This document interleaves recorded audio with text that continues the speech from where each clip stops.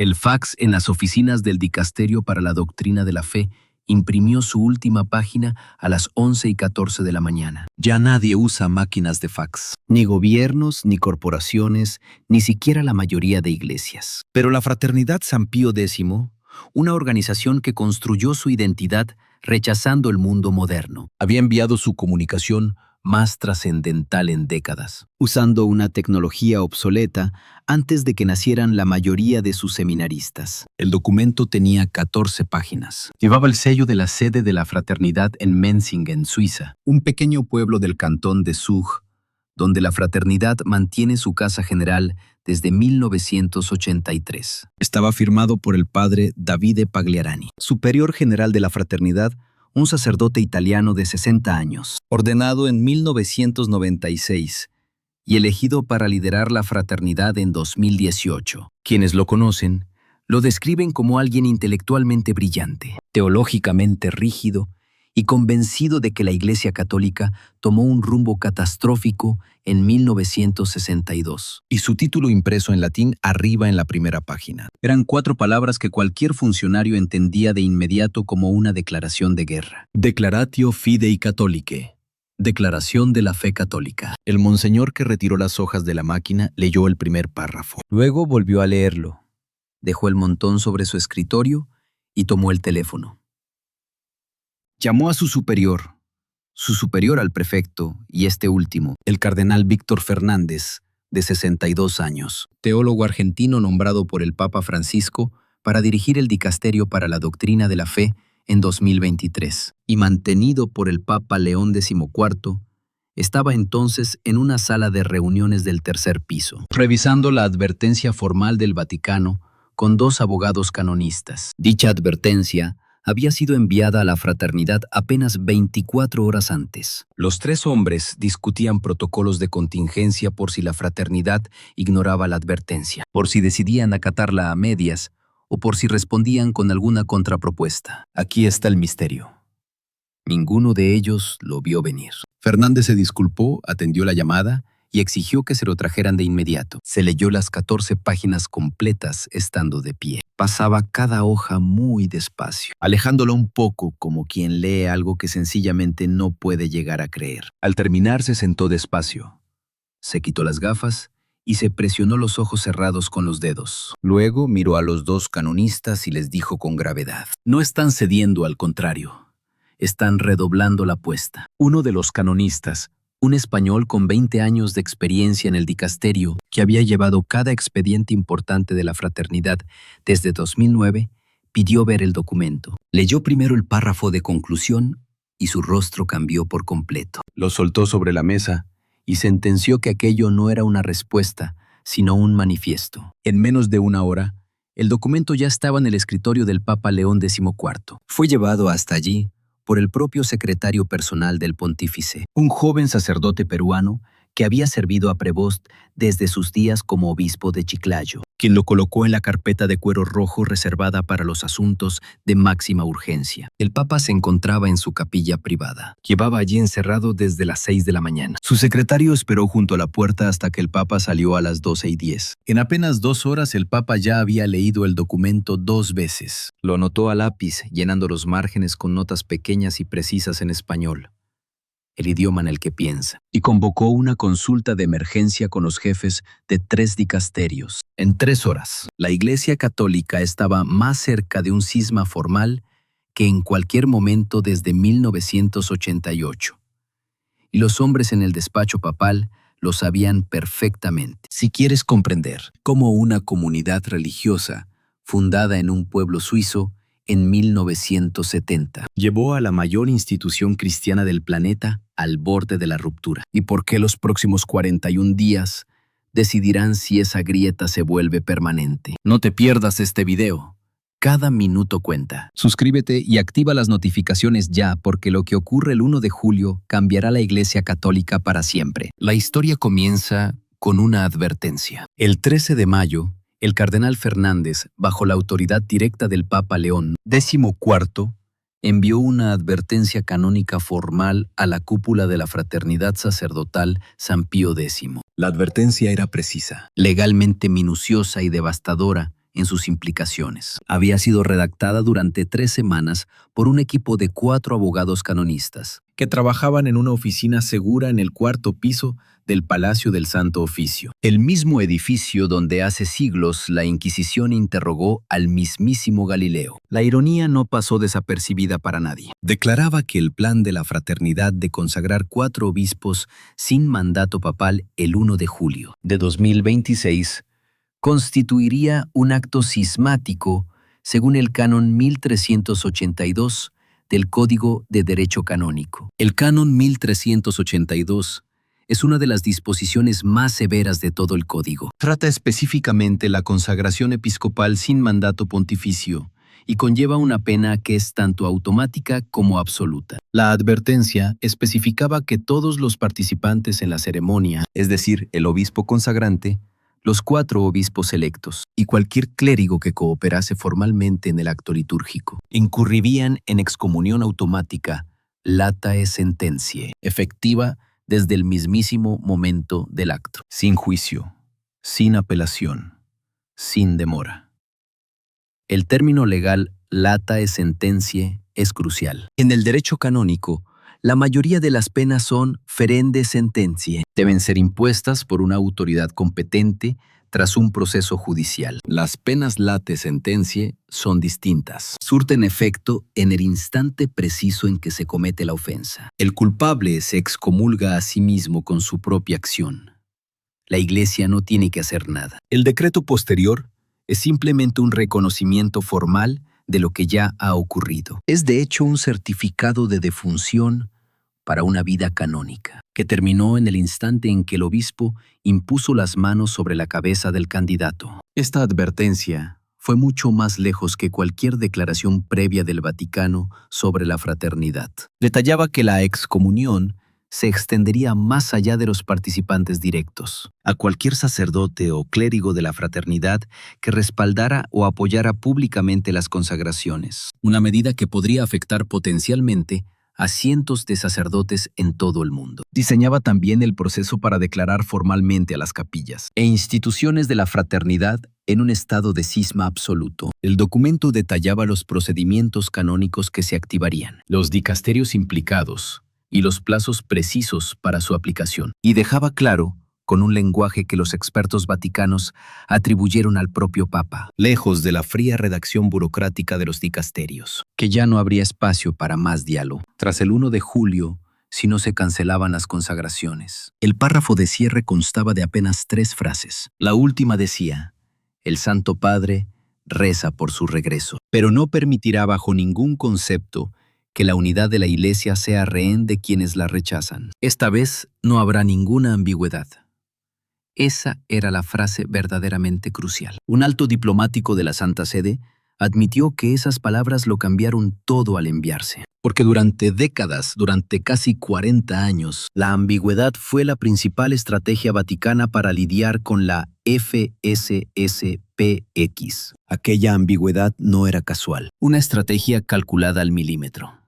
Y para entenderla, debemos viajar al origen. Cuando el arzobispo Marcel Lefebvre, un prelado francés que fue arzobispo de Dakar, Senegal, y superior general de los Padres del Espíritu Santo, consagró a 4 obispos sin permiso papal el 30 de junio de 1988 en el seminario de la FSSPX en Écone, Suiza. El Papa Juan Pablo II lo excomulgó a él y a los 4 obispos de inmediato. El decreto se publicó justo al día siguiente. Fue una medida contundente, severa y dirigida exactamente a 6 hombres. Pero el estatus de la propia FSSPX,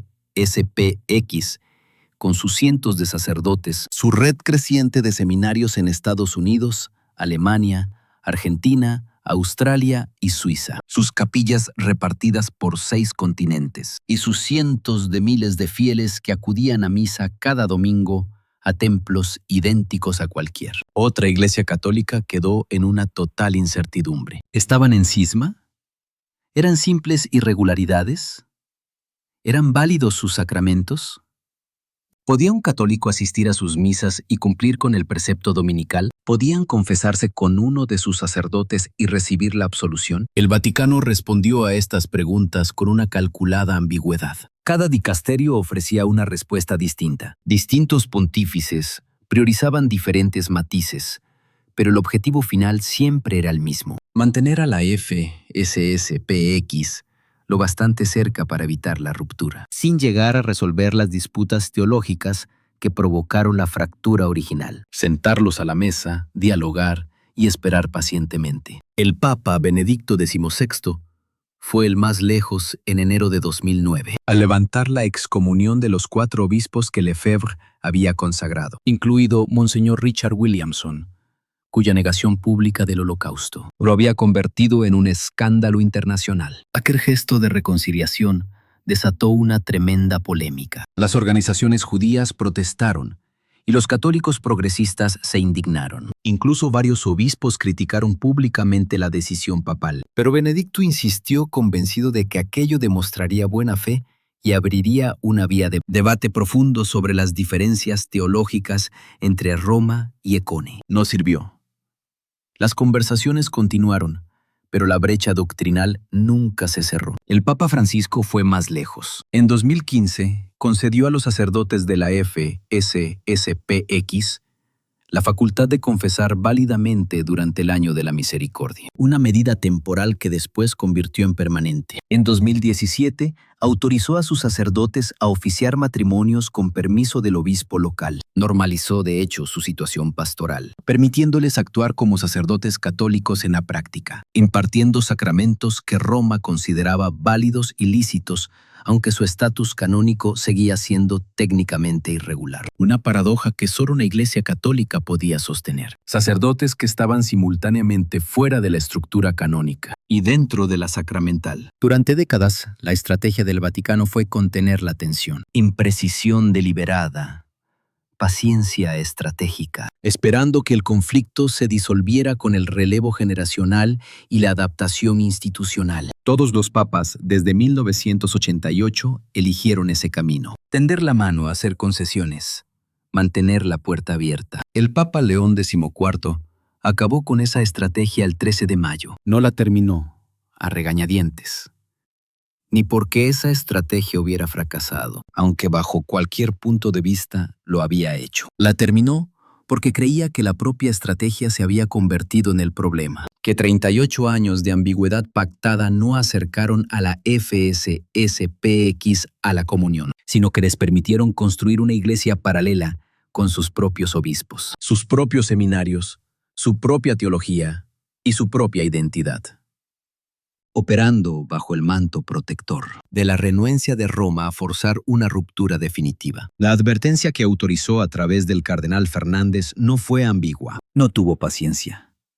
Tampoco fue diplomática al modo de los anteriores comunicados del Vaticano, siempre tan estratégicos y sumamente cautelosos. Trazó una línea, fijó una fecha y detalló consecuencias que serían inmediatas, automáticas e irreversibles. La FSSPX tenía 48 horas para responder. Les bastaron menos de 24. La Declaración de Fe Católica llegó al Dicasterio para la Doctrina de la Fe en la mañana del 14 de mayo. Apenas 24 horas tras recibir la advertencia en Menzingen, la velocidad de su respuesta le reveló a Roma un dato clave. Aquel escrito no se redactó en una sola noche. Se había preparado con tiempo. La FSSPX ya había previsto la advertencia. Sabían perfectamente lo que se venía y tenían la respuesta lista antes de que se formulara la pregunta. La declaración apareció simultáneamente en la web de la FSSPX en 6 idiomas: latín, francés, inglés, alemán, español e italiano. Se difundió a medios católicos de todo el mundo mediante un comunicado coordinado. Llegó a los redactores jefe de los periódicos y revistas católicas más importantes. Y se envió. En un movimiento que los oficiales vaticanos consideraron tan audaz como calculado, directamente por correo a cada miembro del Colegio de Cardenales, sin pasar por el dicasterio ni usar canales oficiales. Directo a los cardenales. a los 128 que lo integraban. Un oficial de comunicación vaticano calificó la maniobra de sin precedentes. Según sus palabras, no nos escribían a nosotros, sino a la Iglesia. Querían que cada cardenal leyera su postura, antes de que Roma pudiera controlar la narrativa. Aquello no era una retractación, no era un pacto ni en ningún sentido real, una respuesta a la advertencia del Vaticano. Era algo mucho más ambicioso y peligroso. Un jaque al Vaticano. Era un contraargumento, una auténtica contraofensiva teológica. Un documento diseñado no para responder al ultimátum de Roma, sino para redefinir todo el debate. 14 páginas de densa prosa teológica redactadas en un latín formal y preciso que varios eruditos vaticanos calificaron como superior en calidad a la mayoría de los textos producidos por la propia curia romana, donde la fraternidad exponía su postura con una claridad y confianza que el Vaticano no les había visto en años, tal vez nunca. La declaración comenzaba con una profesión de fe. Reafirmaba la creencia de la fraternidad en las doctrinas centrales del catolicismo, la Santísima Trinidad, la encarnación del Hijo de Dios y la presencia real de Cristo en la Eucaristía, la autoridad de la Sagrada Escritura y la Sagrada Tradición, y la necesidad de los sacramentos para la salvación. También declaraba su respeto por la institución del papado, el ministerio petrino y el carisma de la infalibilidad bajo las condiciones del Primer Concilio Vaticano. Manifestaba una devoción filial hacia la Iglesia, la única y verdadera Iglesia de Cristo, fuera de la cual no hay salvación. Cada afirmación estaba minuciosamente redactada, basándose en documentos del magisterio anteriores al concilio, encíclicas y decretos conciliares, y constituciones papales previas a 1962.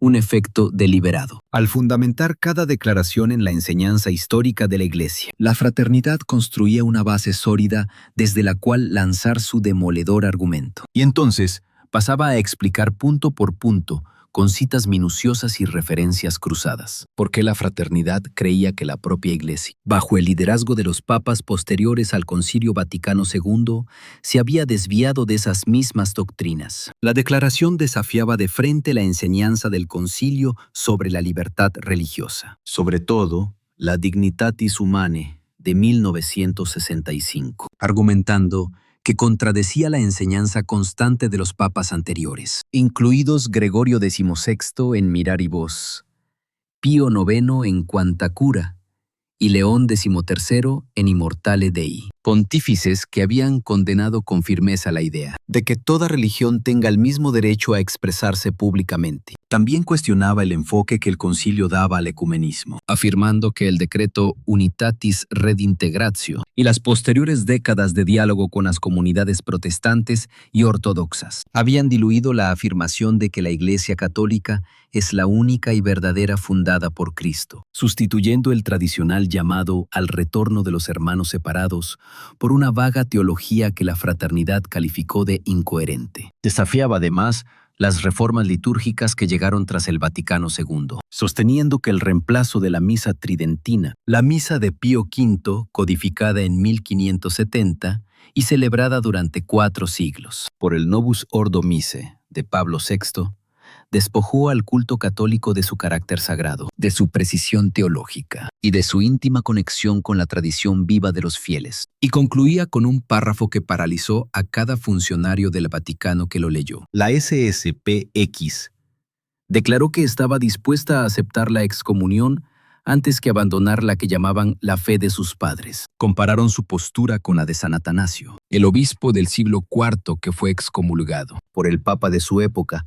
por defender la enseñanza ortodoxa contra la herejía arriana, y a quien la historia reivindicó más tarde como uno de los mayores defensores de la fe verdadera. La comparación era deliberada y sumamente provocativa, y resultaba, desde la perspectiva del Vaticano, extraordinariamente peligrosa, porque la SPX no se limitaba a decir que discrepaba del Papa. Afirmaban que el Papa se equivocaba, que la Iglesia entera estaba errada, que los últimos 60 años de historia católica habían sido un error y que ellos, una pequeña fraternidad de sacerdotes tradicionalistas que operaba fuera de los límites canónicos de la Iglesia, Era la verdadera guardiana de la ortodoxia católica. Básicamente sostenían que ellos eran la auténtica iglesia. Y que los otros estaban en el error. Un alto cargo de la Secretaría de Estado, que llevaba 3 décadas gestionando exactamente este tipo de crisis, leyó la declaración y le confesó a un colega que era el documento más peligroso surgido del movimiento tradicionalista en toda su vida. Aseguró que ya no estaban pidiendo un asiento en la mesa, Sino que reclamaban que la mesa entera les pertenecía. Dentro del Palacio Apostólico, el Papa León XIII recibió una copia impresa de la declaración durante su cena. La residencia papal sigue un horario muy estricto. La cena se sirve a las 7:30 en el pequeño comedor, contiguo a los apartamentos privados del pontífice en el 3er piso del palacio. León XIII suele comer a solas o con su secretario personal. La noche del 14 de mayo estaba solo. Lo leyó despacio. Hizo anotaciones al margen con lápiz, costumbre de sus años de profesor de seminario, Y luego como obispo de Chiclayo, en Perú. donde aprendió a analizar textos del mismo modo que un cirujano marca una radiografía. Sus notas estaban en español con letra pequeña y precisa, formulando preguntas en los bordes, subrayando frases y colocando signos de exclamación junto a los párrafos que consideraba más cruciales. Al terminar, dejó el documento a un lado de su plato. Su comida se había enfriado. Se quitó las gafas, cruzó las manos y pronunció sin dirigirse a nadie en particular, ya que en ese instante se encontraba solo en el comedor, pues su secretario había salido a atender una llamada urgente de la Secretaría de Estado. 2 palabras han elegido. Fue un comentario casi inaudible, apenas un susurro. Pero un sirviente de la casa papal, Que era el responsable de retirar los platos, entró en ese preciso instante, escuchó las palabras y luego se las confió a un compañero. Aquel compañero se lo mencionó a un amigo que trabajaba en la oficina de prensa vaticana. Este amigo se lo contó a un periodista italiano que cubre el Vaticano para el Corriere della Sera. El reportero las publicó finalmente sin revelar su fuente, atribuyéndolas simplemente a un testigo presente en el Palacio Apostólico la noche del 14 de mayo. En apenas 48 horas, aquellas 2 palabras se propagaron por cada rincón del Vaticano, desde el cuartel de la Guardia Suiza hasta la Secretaría de Estado, cobrando la fuerza de una profecía. se repetían en murmullos tensos por los pasillos de la curia. Se debatían en voz baja en los comedores de las universidades pontificias. Aparecían citadas sin contexto en titulares. Desde Roma hasta Buenos Aires y Manila han elegido, decían. El mensaje era implacable para cualquiera que lo escuchara. La FSS-PX se enfrentaba a una elección: ceder o la excomunión. Eligieron la excomunión, pero no de mala gana, ni como último recurso, tras una dolorosa negociación bajo presión. Lo hicieron como una medalla de honor, demostrando su total fidelidad A lo que consideraban la verdadera tradición católica en un acto consciente. público y deliberado de rebeldía, diseñado para que todo el mundo católico lo presenciara y tal vez lo admirara. Pero esto es lo que casi nadie fuera de los apartamentos papales Lograba comprender en ese instante. El Papa no estaba furioso, tampoco sorprendido, ni mucho menos frustrado. Un cardenal que conversó con él al día siguiente reveló que León XIV ya esperaba esta respuesta. Se había preparado a conciencia. Aquella advertencia enviada el 13 de mayo no era una simple táctica de negociación. Era un examen. Y la FSSPX respondió exactamente como él había previsto. A la mañana siguiente, a las 6:15 antes del amanecer, Sobre la cúpula de San Pedro. el Papa León XIV convocó la reunión de emergencia que pondría en marcha la maquinaria del Vaticano. El encuentro se celebró en el estudio privado del pontífice. Lejos de salas formales de conferencias o de los imponentes salones del Palacio Apostólico, y sin la presencia de burócratas registrando cada palabra en actas oficiales. Se reunieron en la pequeña y sencilla habitación donde León XIV solía trabajar a solas cada madrugada. Un despacho con escritorio de madera, Un crucifijo, un ventanal hacia los jardines vaticanos y estanterías repletas, no de tomos ornamentales, sino de textos de estudio, de un hombre que analiza teología como un general sus mapas de batalla. Estaban presentes el cardenal Fernández, el secretario de Estado cardenal Pietro Parolin, El diplomático más veterano del Vaticano, de 69 años, que ocupaba el cargo desde 2013. Tras haber liderado en persona cada negociación clave con la FSSPX durante la última década. El prefecto del dicasterio para los obispos, un hombre de absoluta confianza del cardenal Robert Francis Prevost. El prefecto del dicasterio para los textos legislativos. Y 2 canonistas, expertos en las leyes aplicables al cisma. Uno de ellos firmó el tratado definitivo sobre el proceso canónico tras las consagraciones de 1988. El otro había sido asesor del Consejo Pontificio para los textos legislativos durante 15 años. Aquella sesión duró 4 horas. Nadie abandonó la sala. Le sirvieron café 2 veces. El secretario del Papa permaneció firme junto a la puerta, desviando cada llamada entrante y rechazando peticiones bajo una misma consigna. Su santidad no está disponible. Lo que surgió de aquellas 4 horas no fue una reacción. No era una respuesta emocional ante una provocación. Era un plan detallado, secuenciado y sumamente meticuloso, que claramente se había gestado en la mente del Papa durante semanas o meses, antes de que la declaración de la FSSPX le diera la oportunidad de aplicarlo. El Papa dictó instrucciones sumamente precisas. Preparad los decretos canónicos de excomunión, nada de borradores, ni documentos preliminares, sino textos definitivos, listos para firmarse en cuanto ocurrieran las consagraciones. Preparad una declaración formal de cisma que no solo señalara a los individuos directamente implicados en la ceremonia, sino al estatus institucional de toda la FSSPX. Diseñad una estrategia de comunicación que explicara a los fieles la postura del Vaticano, con palabras sencillas y directas, alejadas de la jerga canónica, sin abstracciones teológicas con términos que un padre católico sentado en misa un domingo pudiera comprender perfectamente. Y preparaos para afrontar las consecuencias pastorales. Esta última orden dejó perplejos a los presentes, pues el pontífice no se enfocaba en los líderes de la FSSPX.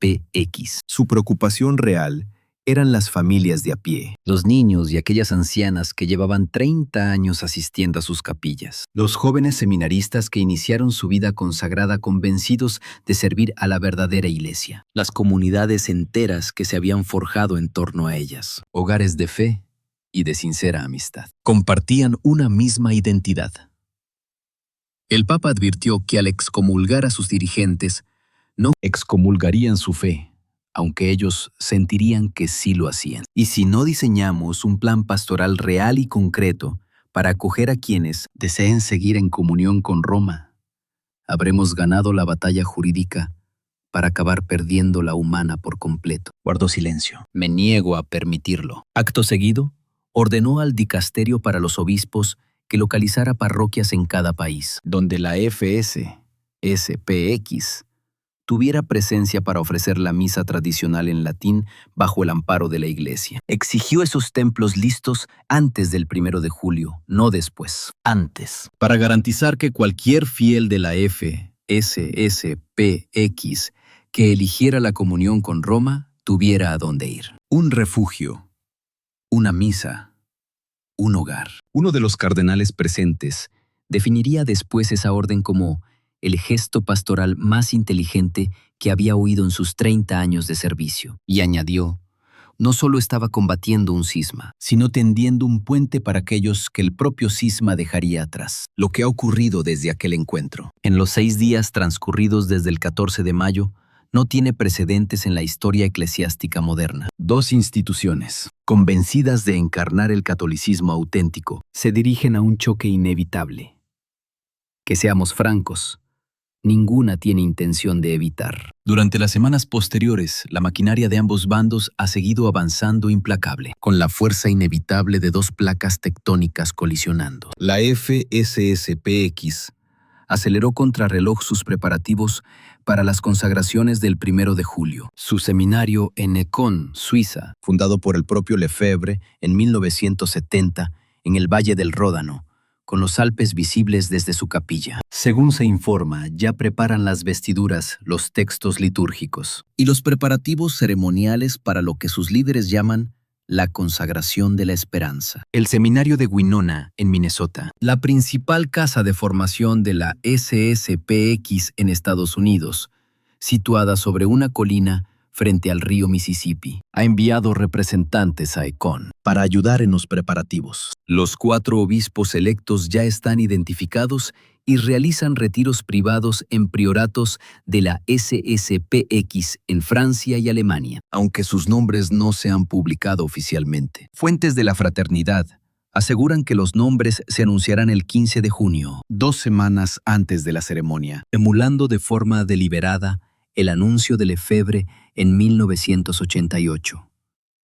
Los canales de la SSPX, webs en 12 idiomas, y boletines para más de 300,000 suscriptores, además de redes sociales con casi 2 millones de seguidores en total. Llevan tiempo presentando este evento como un momento de heroica fidelidad. Los vídeos de su equipo de prensa en Francia muestran testimonios de sacerdotes y seminaristas, además de laicos que describen estas consagraciones como una recreación histórica del desafío de Lefebvre en 1988. El arzobispo hizo lo que debía hacerse, afirma un sacerdote en un video visto más de 400,000 veces. Simplemente estamos continuando lo que él empezó. En las comunidades de la SSPX de todo el mundo, se respira un ambiente de feroz rebeldía y silenciosa angustia. Una balanza que varía drásticamente según la geografía y la generación, y de lo integrada que esté cada comunidad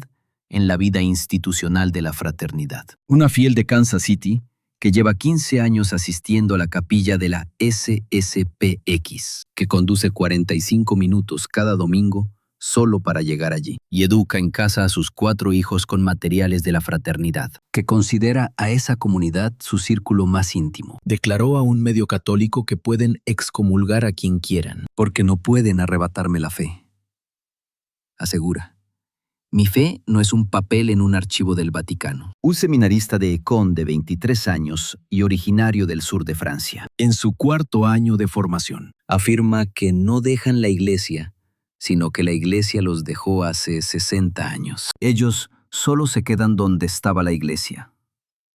Mientras un sacerdote jubilado en Francia de 74 años, que habla bajo anonimato para no dar la impresión de que critica a sus superiores, ofrece una perspectiva mucho más pausada. Entiendo lo que hace Roma, comenta, y comprendo por qué sienten que deben actuar, pero no entienden lo que están a punto de destruir por completo. No se trata de entidades canónicas abstractas, añade, sino de familias y comunidades reales. Personas que han construido toda su vida espiritual alrededor de estas capillas, de niños bautizados en ellas, de parejas que allí contrajeron matrimonio, y de ancianos que esperan que allí se celebren sus funerales. No se puede excomulgar la fe, advierte. Solo se puede dispersar. En el Vaticano los preparativos avanzan con una precisión mucho más sistemática de lo que se cree. El Dicasterio para la Doctrina de la Fe ya ha redactado el texto definitivo de la excomunión. Se trata de un documento de 5 páginas, redactado en latín con 5 nombres propios, el obispo consagrante y los 4 obispos electos, y especifica que la excomunión es latae sententiae, con efecto inmediato desde el momento del acto. El decreto ha sido revisado por 4 oficinas distintas dentro de la curia. Ya cuenta con la firma del cardenal Fernández. Solo requiere la firma del Papa y la fecha para entrar en vigor. Ambos espacios siguen en blanco esperando.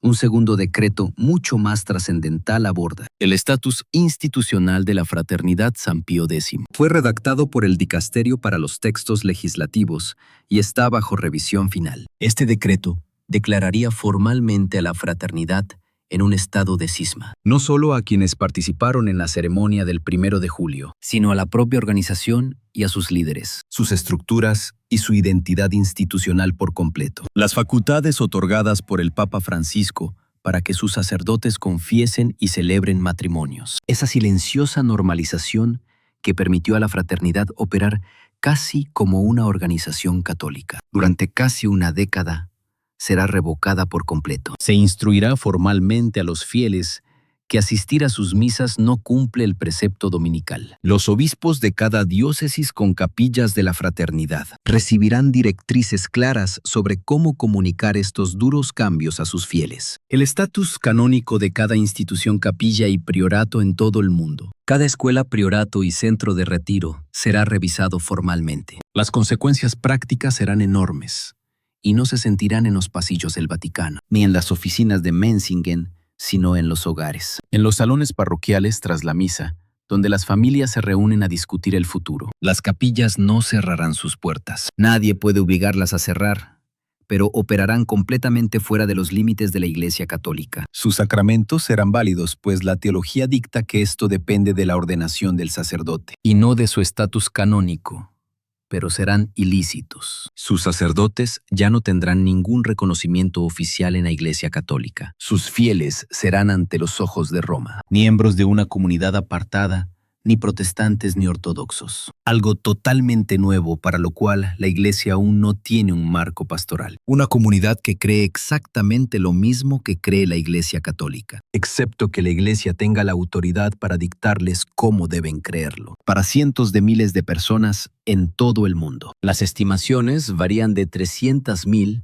a más de 600.000 personas según cómo se cuente. El 1 de julio será el día de tomar una dura decisión. Quedarse en la comunidad que aman con la liturgia que los formó y con los sacerdotes que bautizaron a sus hijos y escucharon sus confesiones, sabiendo que Roma los considera apartados de la misma iglesia que creen estar defendiendo. O marcharse y abandonar la capilla que ha sido su hogar espiritual. Buscar una parroquia diocesana que ofrezca la misa tradicional en latín, si es que existe en su zona, y empezar de cero. Perder las amistades, la identidad compartida y ese profundo sentido de pertenencia a algo que importa más que la comodidad.